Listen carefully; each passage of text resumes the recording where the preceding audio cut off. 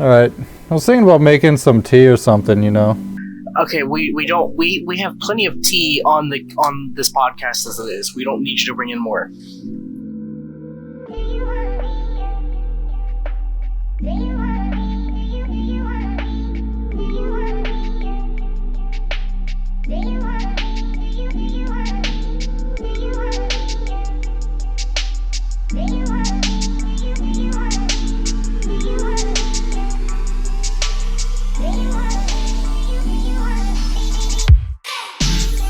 There are immense works which I know in one of the Midland counties. Unfortunately, consecrated for engines of war. He's so fucking. He's such a fucking. He's so drama. He's extra. Who we talking about? Kropotkin. He's drama. Kropotkin's baby. No, he is not baby. Kropotkin is not baby. Kropotkin, drinks tea every day. Like a baby. Preaching socialism off the back of his yacht. Right, I literally had somebody, I made a comment.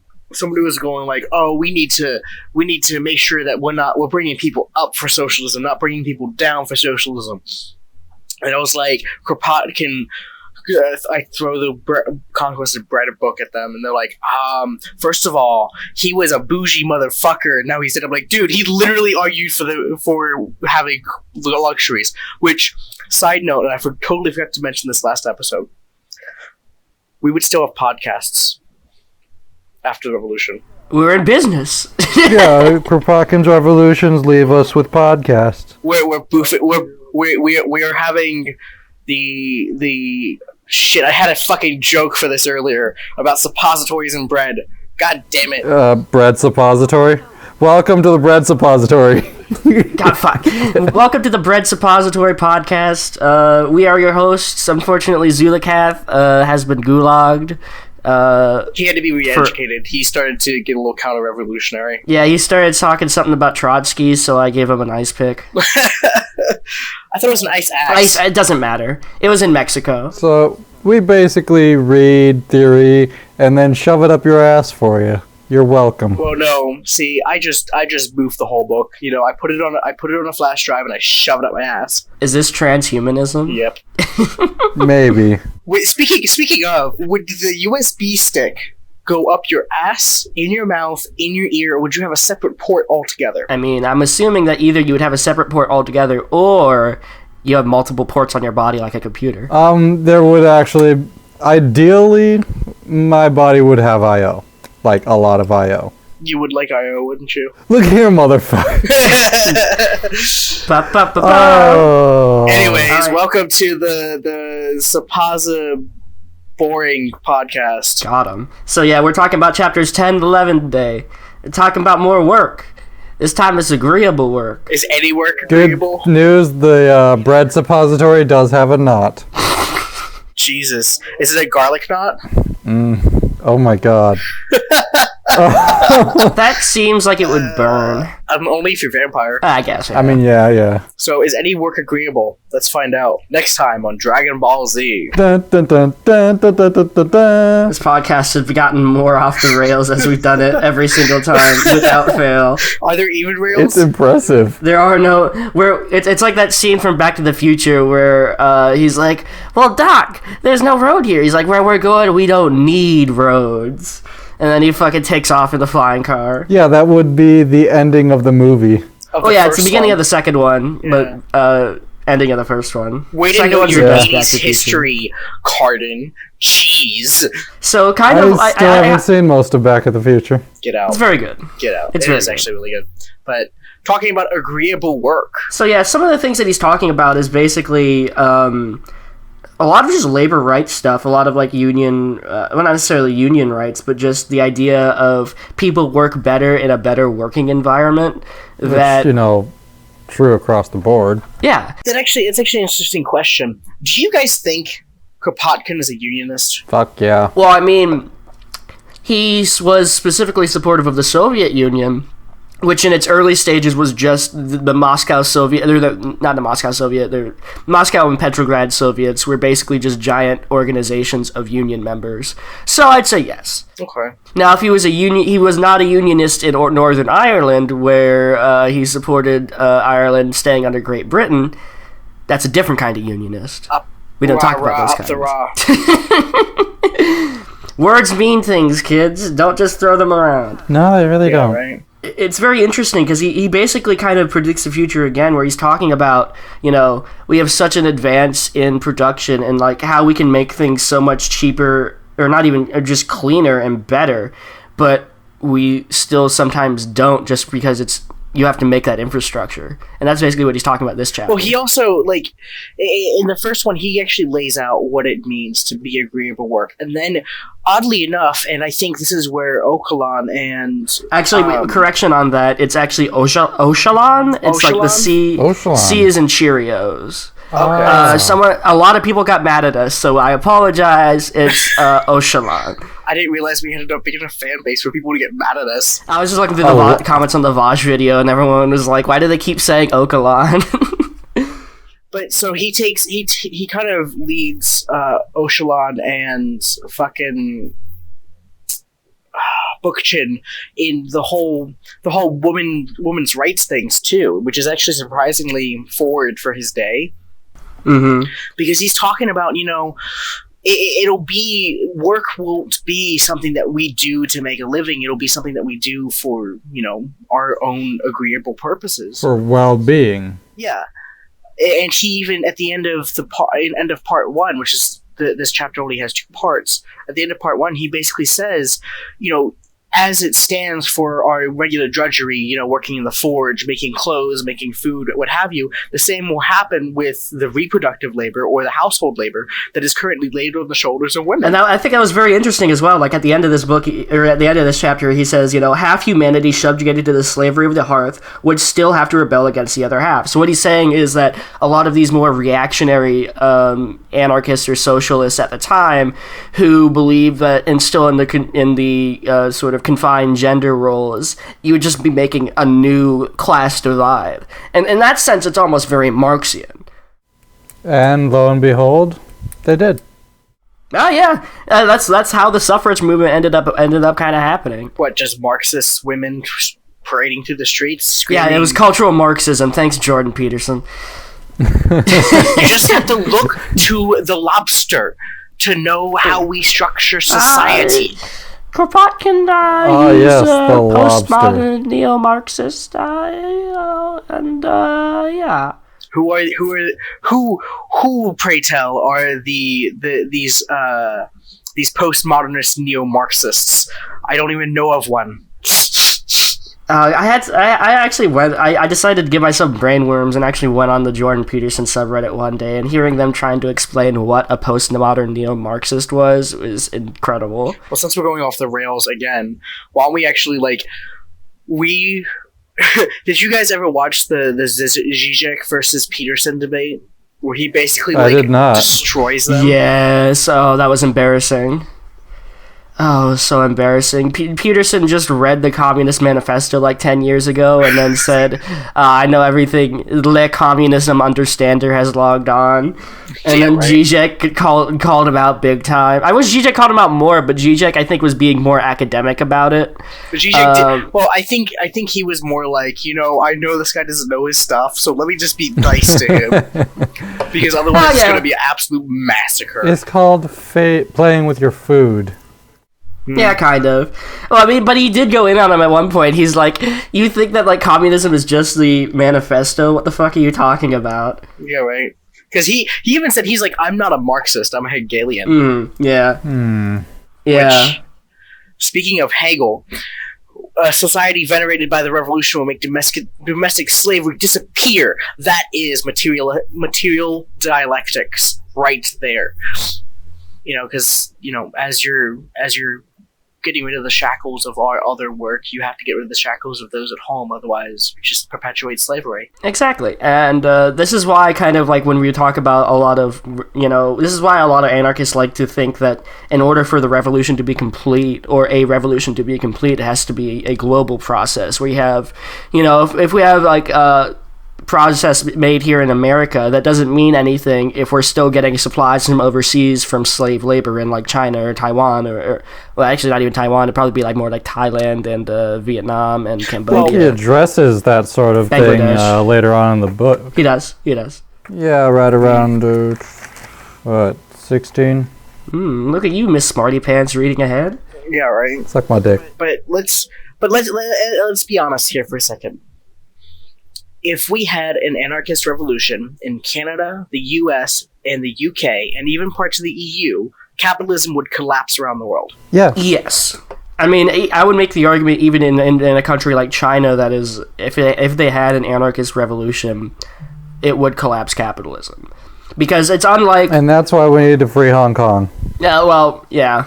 Actually, surprisingly, Hong Kong does have a lot of the media is not reporting on this. A lot of media is just reporting on a lot of like the reactionary pro-America side. But Hong Kong, a lot of the protests were actually made by anarchist cells in the city.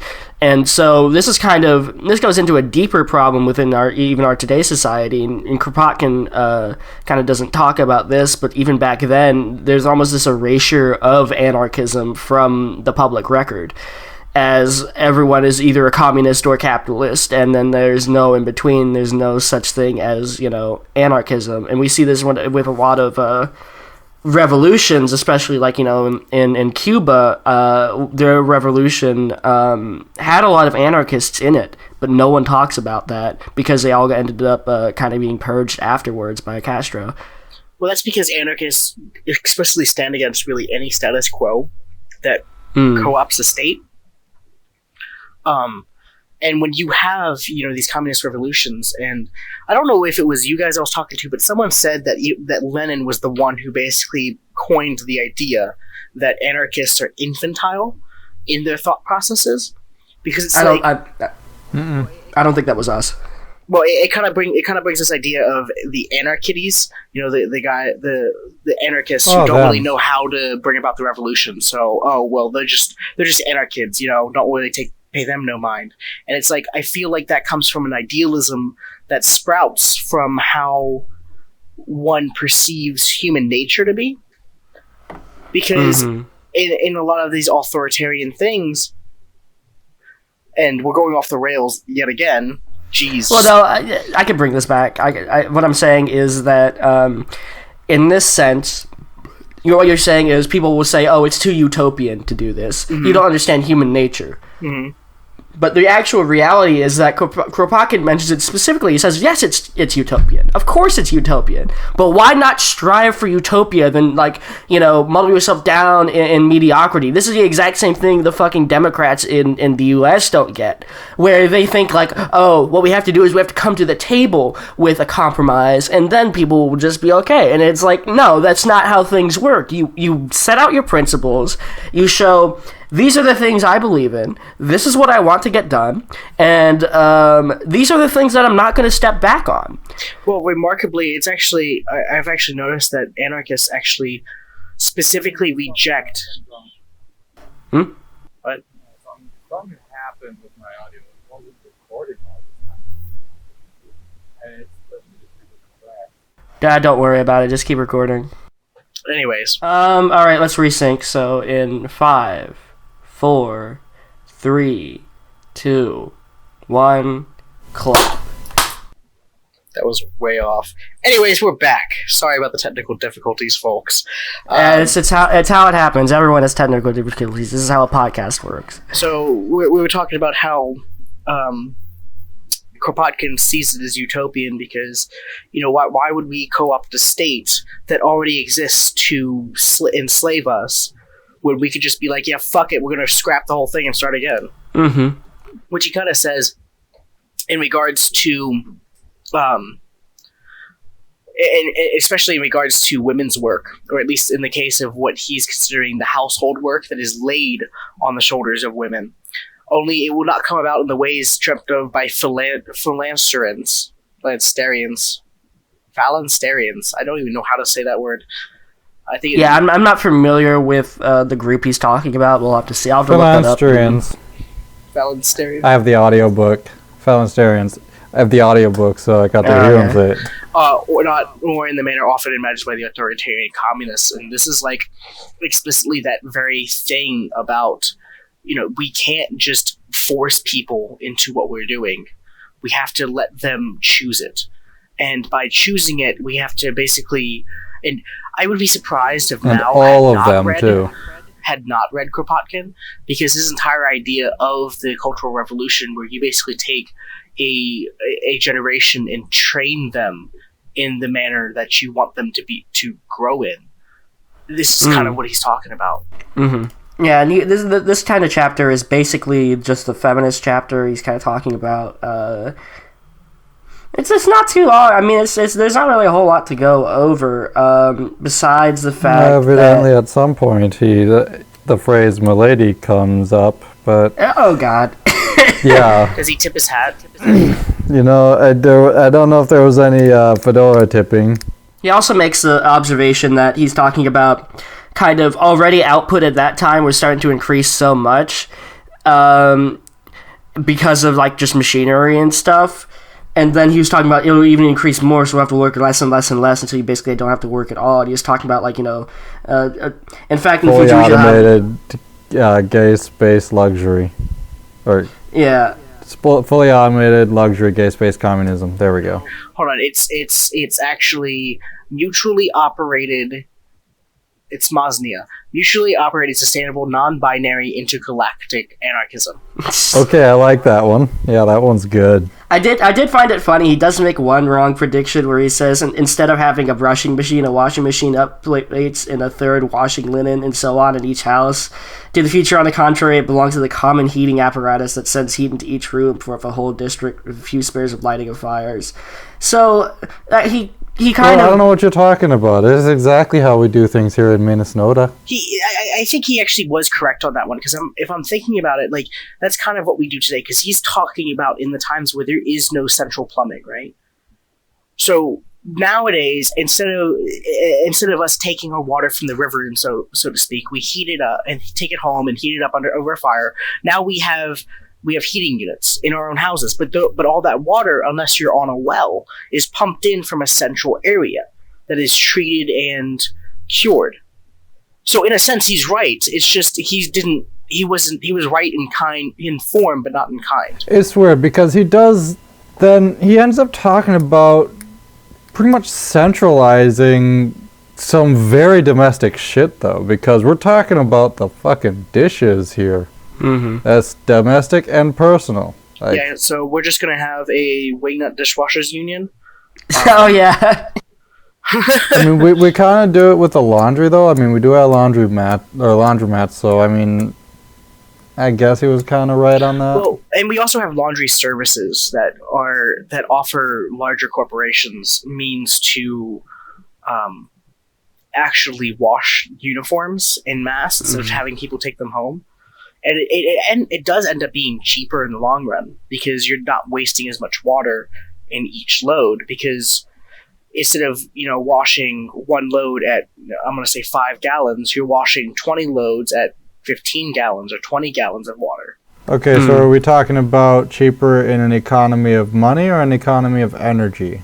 Well, both. Because like you said, like anytime you do things en masse, it's going to be a little bit cheaper because you're going to basically fit more. Not necessarily energy. Well, I guess energy. You could say that you fit more stuff into what you're doing for the energy that you take out, or for the energy that uses to power it. In a sense, more efficiently extract your energy. Yes, that's a much more eloquent way of saying it. And I think he's proposing it. Too high for eloquence. Yeah, he's proposing it in a means to kind of bring the burden off of the women, because he's trying to emancipate everybody, including those who are either slave servant or wife. Man always reckons on women to do the housework. Well, the slavery of women was never an engineering problem. Yeah. So if we have a centralized system where everything's getting washed and redistributed, or everything's being generated in an autonomous way where people don't actually have to perform labor to generate it, then you free up all that labor. Mm-hmm. Or I could go to the dishwasher and just put it in the dishwasher. But that's still kind of centralizing it. Is it? Well, because originally before the dishwasher you had to wash everything by hand, one by one, and now you're washing them en masse. Yeah. It's a smaller form of centralization. And like every single time that you leave that faucet on, you're going to be wasting water. Mm-hmm. And that water costs energy to, purify and treat, and every time it goes down the drain, you have to do it again.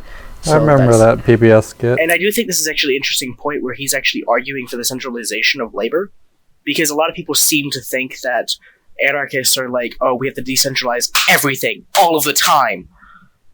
And it's like, no, that makes it super inefficient. That makes it very capable of being co-opted by outside forces. And I mean, that's like the ANCAP view of anarchism. Like, the ANCAP view of anarchism is like any sort of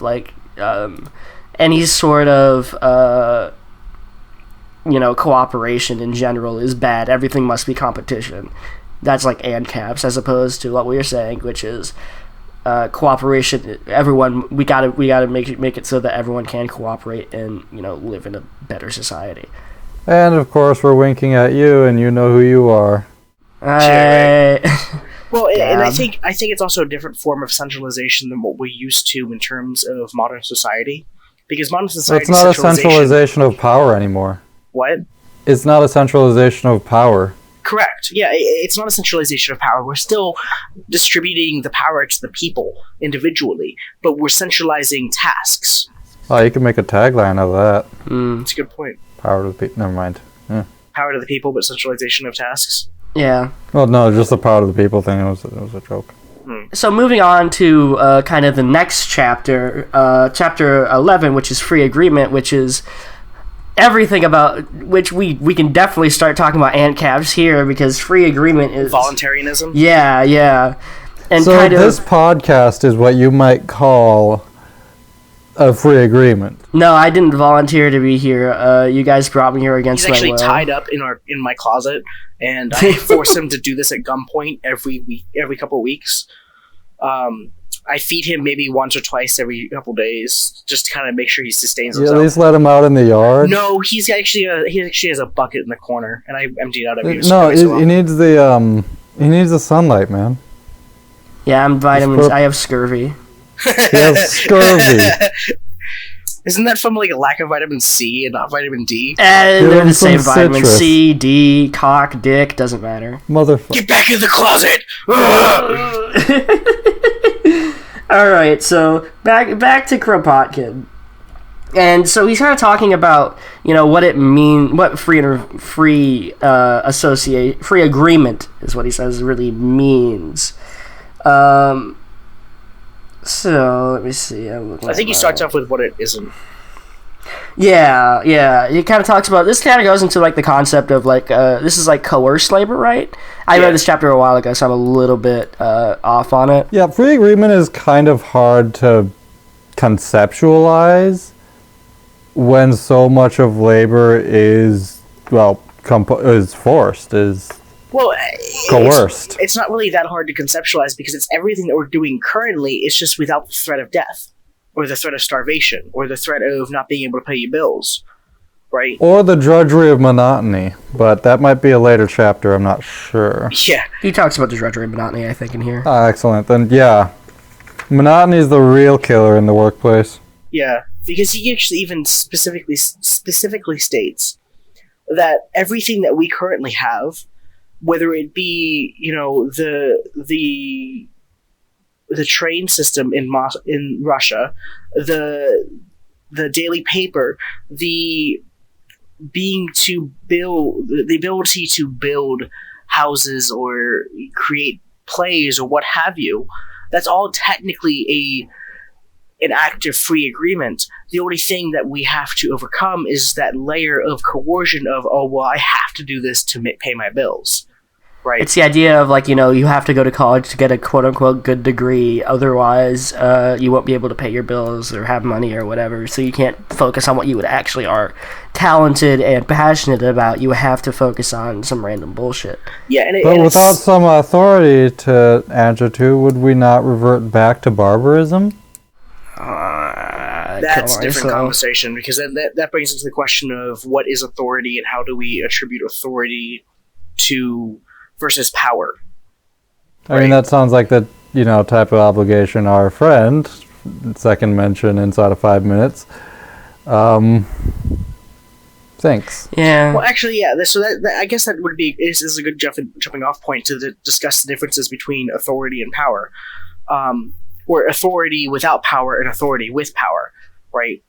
And the thing that comes to mind right now is like the difference between a college student sleeping with her teacher to get good grades, or his teacher to get good grades, or a college student sleeping with a previous professor that they're no longer under because they happen to enjoy their company. Mm-hmm. There's still that authority that exists there of the elder or even the teacher imparting wisdom upon the student, but the difference is whether or not that power is being utilized to coerce. Mm-hmm. Yeah. Well, I think one of the things that I kind of had a little bit of a question about this chapter was that, so we agree that basically what Kropotkin's saying, like in his ideal society, everyone would work, and then everyone would work a certain number of hours a day just to keep things running, and then they'd be able to do whatever they want. But then if you had people that refuse to work, then you would basically... Well, they can be dismissed. Well, yeah, they can be dismissed, but I'm saying, isn't that a threat of violence? Wouldn't that therefore make that labor somewhat coerced? Kinda. So somewhat. Here's the thing: is in order to protect yourself against those kind of, a loafer like that, you have to have some way of doing that. The least violent way is to say, "Hey, you're not in our community anymore." Because you're not you're becoming a liability to everyone here.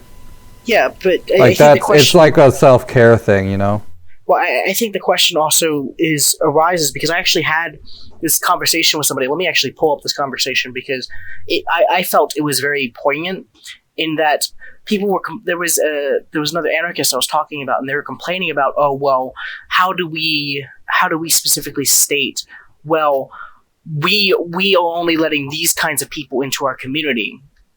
So how is that not creating a differential power dynamic in which the person that is attempting to get into the community is looking towards the quote unquote power or the authority of the community to survive?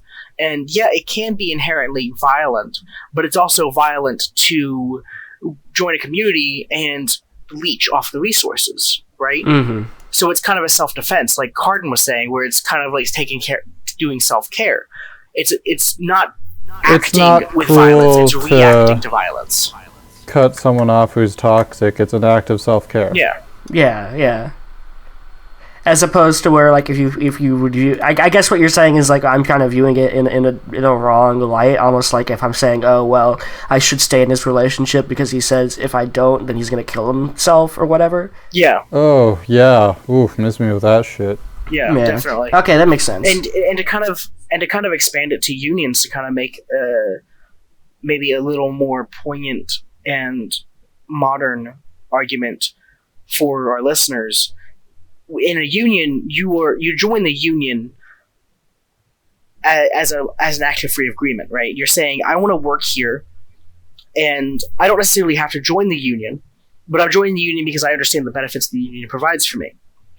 But if as a worker who is part of the union, or even not part of the union, I'm not doing my job, I'm making the workplace more toxic for the members of the union or my coworkers, then at some point the coworkers or the union is going to step in and be like, look, dude, we understand that you want to work here, but you got to make it look like you want to work here and not just say that you want to work here.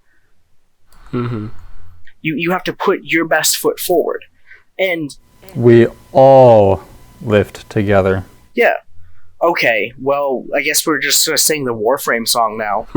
Oh yeah, no, I referenced it a lot in my notes, but I do want to come and circle back to a previous point you made about authority without power. So, authority without power. In the Kropotkinian society, it kind of implies that authority would essentially, in that context, be more expertise than anything. Yeah, and that's where the terminology of authority gets a lot of mud thrown on it, because people are like, oh well, you're against authority, but you like parents, you like teachers, and like, well, that's not necessarily the same thing. Yeah, parents. It's a difference. Yeah, so parents and teachers have power, but it is where the to make an authority without power, it's, I'm taking this class with a teacher, but I can take any class with any teacher just as easily. Or I'm not necessarily paying for this class, I'm just going to someone that I think has expertise and they're imparting their wisdom upon me. And if they happen to do something that I disagree with, I can break that connection and find another person with the same level of expertise. I think it comes down to kind of just versus unjust hierarchy. Just because of kind of in an unjust hierarchy, a good example of this would be, U.S. senators and whatnot, because they hold so much power to legislate anything, but they don't have, the means to do it. You would much rather have, someone who has spent their whole life like a scientist making environmental regulations, but they don't. They only get to basically advise in a certain sense, and even then that's a very loose thing, because people can just say, no, I'm not going to do that, and we've seen that all over, and it has very drastic consequences. Whereas in a more anarchist society, you are going to have hierarchy, but it's going to be earned. It's like almost like the idea of it's almost like the boomer idea of bootstraps, except like, actually kind of existing in a certain sense, where you have people who specialize in a certain field, and they kind of, dedicate their lives to that field. So therefore, if they have, if they spend their whole lives reading and showing that they are passionate about this, should they not be the ones to, run the show in that field? Yeah, it's accountability and devotion. Well, yeah, of course, there's accountability issues where senators, are not as accountable as, say, an academic that fucks up their research, or specifically screws up their research for an agenda. Like, there's a huge difference there. Well, you know what I mean. Like, the difference between unjust and just hierarchy is the level of accountability and the level of devotion that the person is putting into that hierarchy. So, like, a good example is kind of going back to Ocalan, where his hierarchy, the levels of power where people are making policy decisions, those people are still ultimately accountable to those below them. They're not bringing the power from on high; they're bringing it up, right? And it's more of like just an organization thing. Yeah. So, and I think that's where anarchy kind of steps in against the more traditional modes of power, is that it's bringing the power from the people themselves, from the individual, as opposed from a higher power, from a god, so to speak. Mm-hmm. Yeah. And the note on unjust hierarchies I mentioned earlier was I think most modern hierarchies tend to be a bit on the unjust side at best, because you have the hierarchical structure before you add the group of people, so they have to fit into that. Well, most governments are like this. Like, the structure is assumed to work, and it is everyone's job to prove it. Kinda, but I think it's less. I think it's less of generating the. Hold on, let me make sure I have this right. You're saying that that's the unjust hierarchy, right? Yeah, in a just hierarchy, it's a free association of people, and someone who shows themselves to be an expert in some part or all parts of the thing, rise to the level of their incompetence. Yeah, and kind of speaking to that dichotomy of power, where Kropotkin even says, what do we do if we have a larger community versus a smaller one? Obviously, the larger community is going to lay down the law, so to speak. And he's like, well, yeah, kinda. It's the support that is given to them by the state in his example, or by a higher authority, a higher power, so to speak, that is causing this oppression to be brought down. Whereas if we have a system, not even like a hierarchical system, but a system of organization where the individuals that are not necessarily even higher, but the individuals that are associated with the system are held accountable to and have a devotion to the people that elect them or that they freely associate with, that is where the oppression will end. Because if you have the accountability and you have that devotion, then you're not going to be able to oppress, because people are going to be like, what the fuck are you doing? That's not what we agreed to. And B, you're not going to want to, because ultimately you're going to have that devotion to the people and want the best thing for them. Mm-hmm. Sounds about right. Well, I mean, it's the same thing where it goes back to, even people in ancient times understood this, where if you have an army or you have a rebellion, right?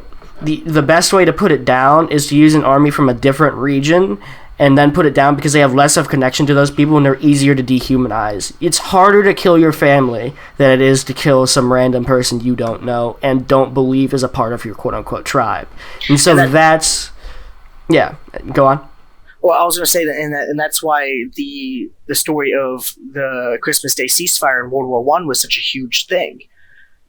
Because after they humanized the other side, they were like, how do I fight these people? They're my friend. That's very true. I mean, do you guys know of the Christmas Day ceasefire? I know about the 1914 ceasefire. Everybody knows about that. What wasn't clear to me, it was like, I didn't know what happened after. It was always like, oh yeah, and then they issued them orders never to do that again. I was like, okay, so did they just go back to killing each other after they met up? Pretty much, but it was different. Kinda. It was awkward now. No, I feel like, if I'm remembering correctly, there was kind of a lot of they had to send the people that were on those front lines away because they would refuse. They would disobey orders. So yeah, there was still like fighting on that front line, but it was only with the people that they ended up bringing in that weren't involved in the ceasefire. Yeah, I think that's a good point. So then we go on to talk about how the authority with power tends to favor the larger capital and typically crushes the lesser one. And we actually see this in modern day society, where we have these huge international conglomerates coming into small towns and destroying the local economy. Well, even in neocolonialism, you can see it where you just basically suck the resources from the global south to the global north. Mm-hmm. And it happens all the time. It's not, this wasn't anything new. Like, it was more obvious, and I think it's even more obvious in Kropotkin's time, because you don't have things like that hide it, that shield, that almost fetishize that violence, like the IMF, like the World Bank, and things like that, where you're still stripping resources, but it's less obvious, so people can have a sort of that actually makes deniability. Did Lenin write imperialism, the last stage of capitalism, before or after the revolution? I think he wrote it after. I'd have to check.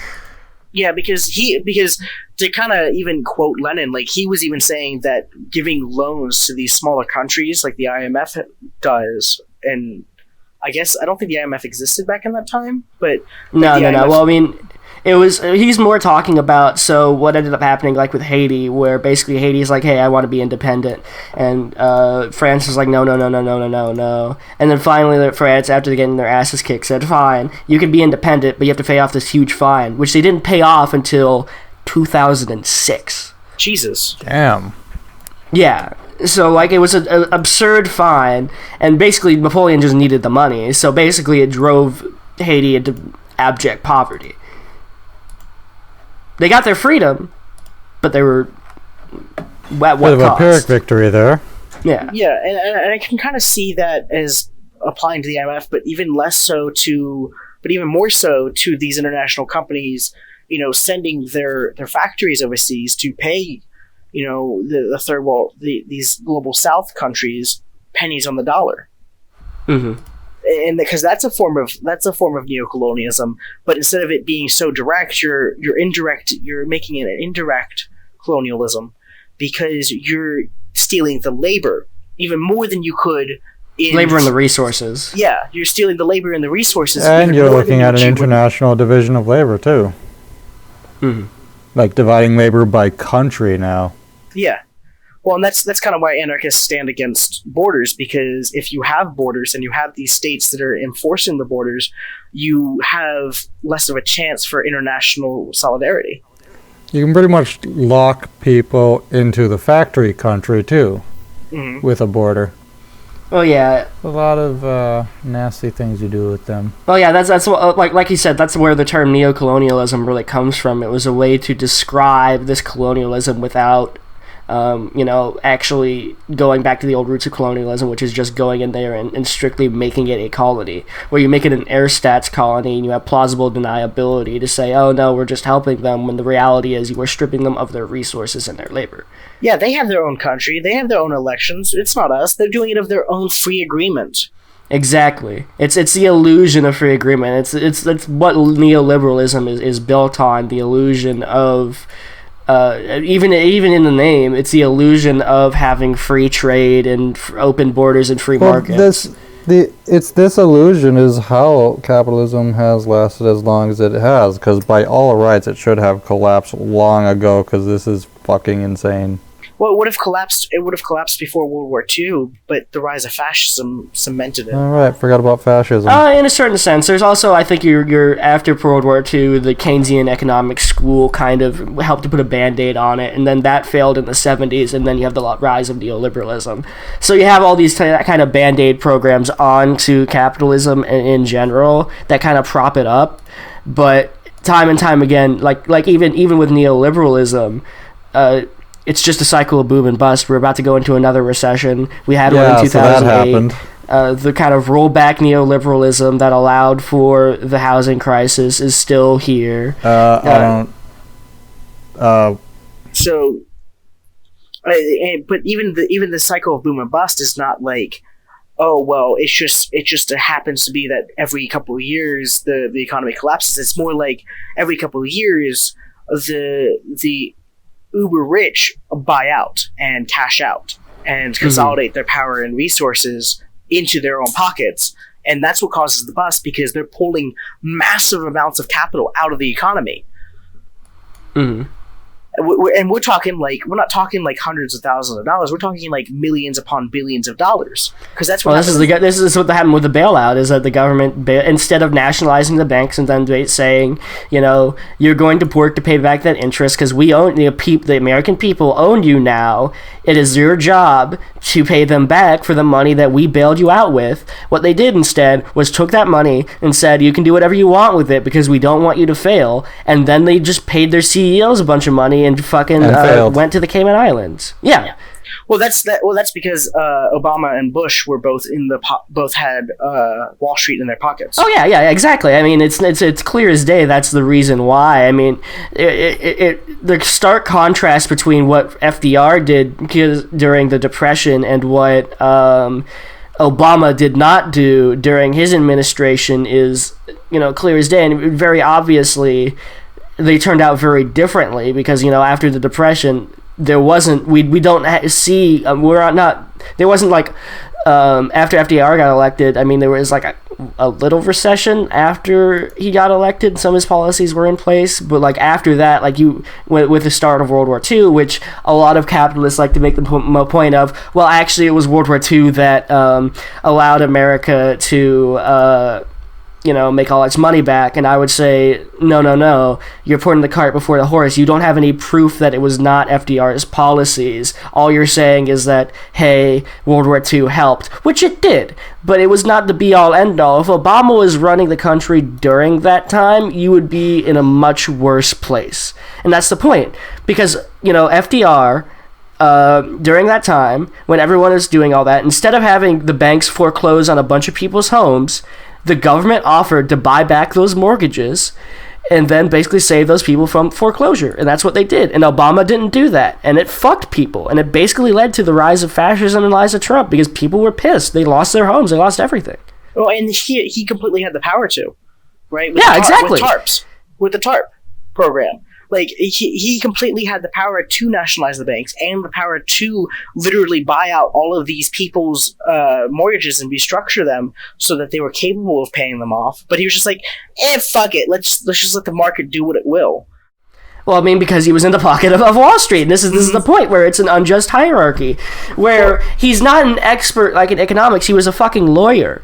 He's not fit to have these sort of, he has to go back to his advisors, and of course... We are literally trained from birth to believe that capitalism is a good thing. So of course he would let the market do what it will do. Well, not only that, but like, even though... Because from what I understand, because I'm listening to like old podcasts about what Obama did during those years, I feel like he started out as a little bit left, like at the very least, if not like a progressive neolib, at least a suckdem. He played lip service to it, but I think he was pretty much always solidly in the pocket of Wall Street, which was a huge problem. But the point I'm trying to make is that his advisors were very explicitly, like, they were the neoliberals. Right, they were explicitly neoliberals. The In fact, Chicago boys. Most of them were both on the Bush and the Clinton administrations. So they were just perpetuating the same system. Which, even if we look at Trump nowadays, a lot of those people were either on the Bush, Clinton, or Bush senior administrations. Yeah, you have people, even like looking at his foreign policy, you have people like fucking Elliot Abrams, who's still kicking around and hasn't died. You have John Bolton, who's 1 billion years old, and like these people, they don't have. Again, it's an unjust hierarchy. It's just how long you stay there means how much power you have, rather than how much expertise you have. Then that's how much power you have. And of course, with Obama, he did not have the economic, I would say necessarily that not only did he not have the economic know-how to handle this, but when he fell back on his advisors had an agenda, so they gave him the advice that would make them the richest. Yep. And it's like a crass version of nepotism, but with a weird layer of meritocracy on top of it. It's like, well, I made it this far. It's a veneer of meritocracy. Yeah. It's a wallpaper. Because the ideal meritocracy is not going to be the same people constantly doing the same job. It's going to be, hey, we got this one person doing this job. Okay, let's rotate them out every so often. Yeah. Because younger people tend to bring better, not necessarily better, but they bring fresh ideas in because they're not ingrained in the system and they're not constantly trying to perpetuate the same narrative and the same agenda that the people who came before them are. It's fresh eyes. I mean, hell, what's the median age of our senators? Like 90? Right? No, I think it's actually closer to like the early 60s, but still, that's still, yeah. I mean, it's still boomers. That's just nothing but boomers who've been in power for the past 20, 30, 40 years. Yeah, they don't know what the world's like. They have not been shaped by it. Just listening to and these are the people also, going back to almost like a cyber thing. Again, this is an unjust hierarchy because these are the people that make policy on internet. And they don't know what like listening to some of like the inside works of people talk, like people in their aides tried to tell them how the fucking internet works and how an iPhone works. It's just comical because they don't know what they're doing and they have no right to legislate these sort of things. They have no authority because they don't know what they're doing and they're just going to default to whatever someone else tells them. It's like, again, with Trump has no idea what he's doing. He's going to default to whatever someone tells him who's the last person in the room. Well, they're probably banking on being dead before this is a problem. Oh yeah. Or at the very least being able to accumulate enough capital to mitigate the damages for themselves. Yeah. Yeah, and that's more what going on the climate change aspect. And then they'll say, and I fucking swear if I hear in 20 years fucking boomers talk about, well, it was inevitable, we couldn't do anything, I'm gonna kill myself. Because that's generally the argument where it's like, a thing happens, people warn about it, and then they go, no, it's not gonna happen. Then finally, the thing actually does happen, they're just like, well, it was inevitable. We tried to warn you, where the reality is, the people that tried to warn them are either, dead, because they were the poor people who were most affected by it, or like, you know, laughed out of their field because, or not even laughed out of their field, but just respected in their field, but, you know, not respected by the rest of the country. So they're essentially, you know, non-people. Well, I think it's because we have this weird duality of both respecting academia but also vilifying it in our culture. Because it's like people who are in academia are like, oh well, they worked hard to get there. They're the educated elite. But at the same time, we're also vilifying them, be like, oh well, you live in an ivory tower. You don't know how the world actually works. That is almost the start of fascism, where it's this anti-intellectualism, where you see people hating on academia basically because it doesn't confirm their own biases. This is like the other day when I was on Facebook and I got called, indoctrinated by my college education. And it's like, well, no, I thought these things before I was in college, and the college just gave me a good enough ammunition to actually go out and make my policy positions. I'm sorry that, you know, they don't agree with yours. And that's the thing. I do kind of want to expand it to the anti-theory anarchists, the people that are like, oh, well, I don't need to learn theory, but it's like, well, kinda, because you're not only A, or you're already using it, but B, it also gives you words to power, right? It allows you to speak against the injustices that you are seeing, instead of just being like, well, I have this vague feeling of I'm feeling fucked over by this system, but I don't know what it is or how to put my finger on it. So I'm just going to go around and, you know, bust windows and light trash cans on fire. Which, not saying that they're bad praxis, but without understanding why you're doing that and what it would cause in the long run, it makes it seem kind of trite. Yeah, aimless. And then, of course, people in the mainstream media like to latch onto that and then say, these anarchists are just out, they're just rabble-rousers doing whatnot. And also we're trying to avoid that. Yeah. Well, I mean, the thing is when I was in Greece, again, I remember I saw a lot of graffiti, and a lot of it was actually a lot of anarchist graffiti, but specifically in Greece, there was not a whole huge theoretical anarchist movement. It was just a gut feeling. And I think that... So basically, you went to go see some anarchists, and they started beating you up, and you started screaming, stop breaking my nap, stop breaking my nap. No, but close now. I think the thing is that people need to realize that there's you see, let's go back to the dialectic. Mm-hmm. You have the one dialectic, which is theory is dumb and pointless. And the other dialectic, that theory is all there is. And so I, like the true master of power, have created a synthesis. We're sitting here falling. What do we do? See, that is the problem with theory that, you know, does exist, is it is paralyzing. Well, no, I think the thing is that you can get so caught up in it and think it's the be all end all. You have to combine it with praxis. And I'm sorry, what? Young Hegelians. Yeah. Well, that's the thing. Exactly.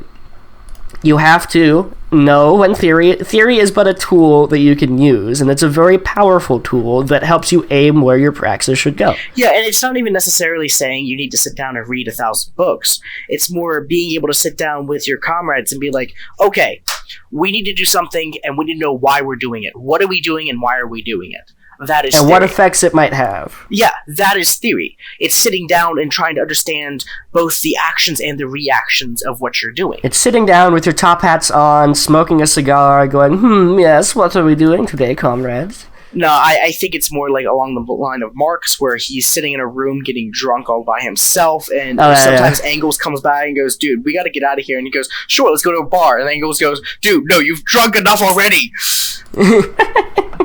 Yeah, it's like, okay, so when we win, now what? You know, what do we do after we win? Let's make a plan for that. Well, not only that, it's like how we win. And what tactics can you use to get people on your side and kind of show people this inequality?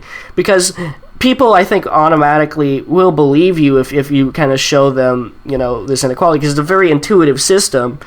but you just have to kind of, de-brainwash them in a sense. Yeah, so there was a meme that's floating around. It's like, if you want to be a neoliberal, just passively ingest all of the mainstream media. If you want to be a fascist, just passively ingest all of 4chan culture. But if you want to be a socialist, here's 1,000 books that you have to read and relearn the entire history and all of history and economics. Have fun learning which one's which, because you only have so long before you die. Yeah. It's like that because, well, and I do think it's because of McCarthyism that, there is a greater burden put on leftists to justify all of their beliefs and such. And I think that on one hand, I think that also makes us stronger because we're much able to argue much more concretely and much more distinctly what we believe. Right, but And it's because we're in that position that we have to be as strong as we are. Yeah, because we're arguing against the status quo. Yeah, we're arguing against power here. You have to kind of also realize, you have to realize your audience. You have to realize, coming off as pretentious. Like, if I'm sitting next to, my family in West Virginia and I just start saying, well, Hegel says this, and then Marx says this, they're going to think I'm a crazy person. No, Khan, listen, if you just need to tell them, just read Hegel. They'll understand Hegel after they read him. That's it. You don't even have to, don't do that. You just have to read Hegel, man. Fucking, I have not read Hegel. People who've read Hegel don't know what Hegel's saying. Fuck off. Dude, Hegel is the best person to explain Hegel, and even Hegel can't even explain Hegel. I thought Kant was hard to read. Dude, don't even get me started on Kant. No, I'm reading the groundworks of metaphysics and morals in my ethics class, and it's interesting. Yeah. Although I do much more like utilitarianism as a concept, because I think it just kind of is suited better. Yeah, but utilitarianism leads to gulags. No, that's not what utilitarianism is. You see, actually, good utilitarian argument. All right, I'm gonna argue a utilitarian standpoint here. It does not lead to gulags because that violates your security, and therefore, any action that is going to violate your security on the part of society should not be taken. But if we're actually trying to place society above the realm of the individual, and we're placing the value of society, the security of society above the security of the individual, the gulags actually work better as a utilitarian concept, because we're sending individuals that we deem as either inappropriate or counter-revolutionary that are going against the security of the society. Or we could just dismiss them. Oh, that's anarchist, never mind. But this, again, you're violating that person's rights, their fundamental rights to, not be imprisoned without cause. So the way that I kind of conceptualize utilitarianism, to kind of take a step back before we even go too far down this rabbit hole, because I feel like that's going to be like another hour conversation. By the way, we just crashed an hour. Problem. Yeah, on the trolley problem, the utilitarian is going to kill the one as opposed to the many. Yes, in a certain sense, but also you have to realize one of the things about, again, that's the strictly, that's Bentham and, act utilitarianism that looks at every single action just as pick whatever one is the least, least harmful. So it sees each action in a vacuum. Yes, when I subscribe more to rule utilitarianism, which basically says whenever you have you basically have a set of core rules that you believe that you should not violate, like don't kill people, don't lie or whatnot, and then whenever you have those two rules, whenever you have two of those or more of those rules sort of in conflict come into with each other? In conflict, then you should choose the outcome which leads to the least amount of or the most utility. The least possible harm. The least possible harm, yes. Well, not even the least possible harm, just the most utility.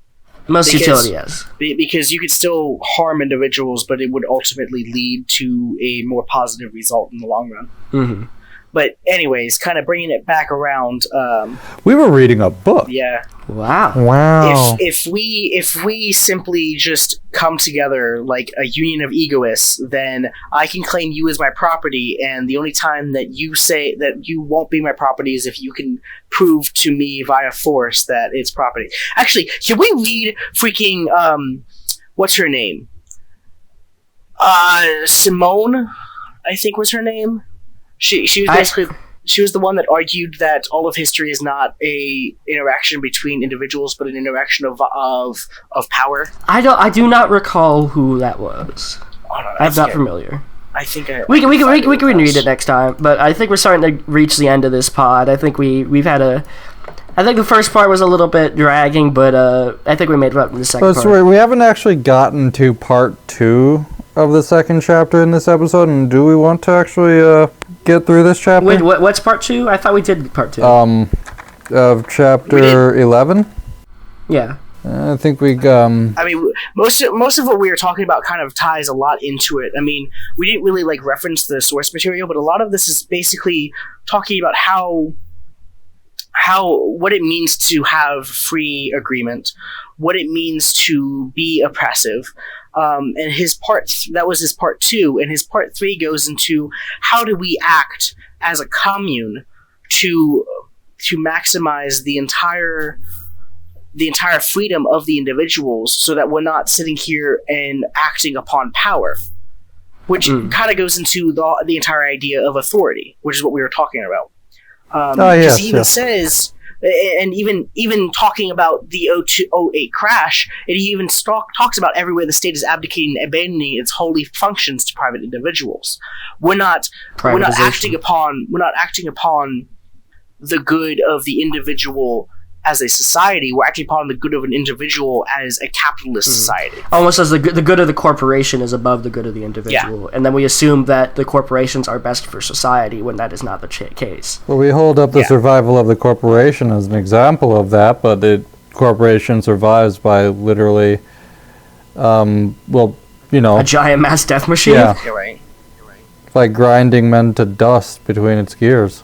Yeah, that's not a good machine there. That's I think the thing is with so Kropotkin, specifically in the second and third part of this book, he goes into kind of he makes a lot more. We made a lot of more modern examples of what he was talking about with free agreement, but he talks about more older examples. Like he's talking about let's see when it was written.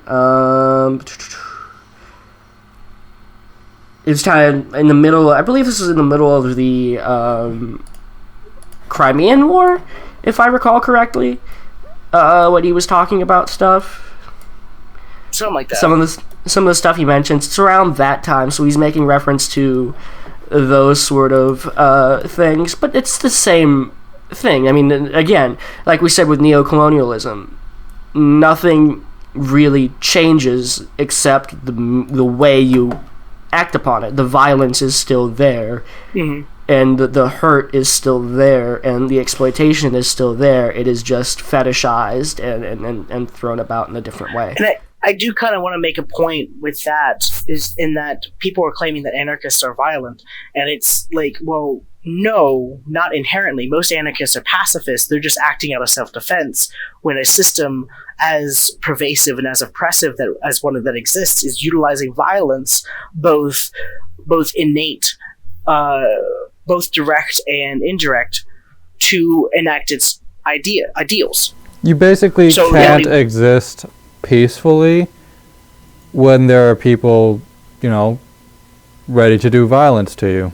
You'd have to be able to... Well, they're already doing violence. Like, this is what the thing. Like, if you read Walter Benjamin's Critique of Violence, he kind of goes into this, where, the violence is just more visible when anarchists do it, because the state not only highlights it because it's a threat to their hegemony, but it's just, more visible in the fact that it's not systemic. Whereas, it's not you can make the argument... by the, for some reason, accepted state. And remind you, the state is only accepted because we're trained to accept it. In a certain sense. Well, yeah. Well, it's kind of, you're right. By enacting a violence, we are standing up against the monopoly of power, the monopoly of violence that the state has. I mean, yeah, they will accept certain acts of violence that perpetuate its status quo. The state also has the monopoly of information. Its resources. Yeah. Of evidence. And the recent, fact of more and more people having handheld cameras has become a problem to the state. That's why the only guy that got arrested in regards to the Eric Garland case, where he was choked, I believe it was Eric Garland, where he was choked to death. Yeah, the one in New York. was the guy holding the camera, because again, it's about the state's power, and the NYPD thought that, hey, that's not the fact that we're doing this that is wrong. It's the fact that people know that we are doing this, and the fact that people can call us out now. And so people who this is one of the things I was listening to. If getting caught's a problem, then maybe what you're doing is wrong. Well, no, yeah, exactly. Especially in a but I think position one of of the things power. was there was a good discussion on useful idiots. I was listening to that podcast, good podcast, with Matt Taibbi and what's her name? Oh God, I'm dissing that podcast, but it's a good podcast. But they were having a discussion about the current quote unquote whistleblower, and you see all these people in Congress talking about whistleblowers are good, they're trying to help other people, but everyone shut up when Chelsea Manning was doing this. Everyone shut up when fucking Edward Snowden or Julian Assange was getting tortured and languishing in prison. They didn't give a shit about them. So it just matters where it's like, just because Donald Trump, in their eyes, in the view of kind of In this certain case, members it's of the more quote-unquote deep important state. to people to get Trump out.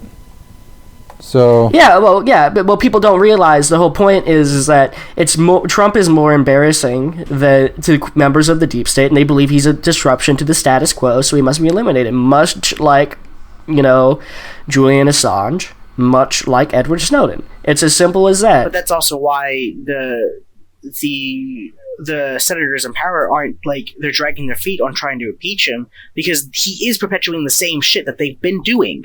Oh yeah.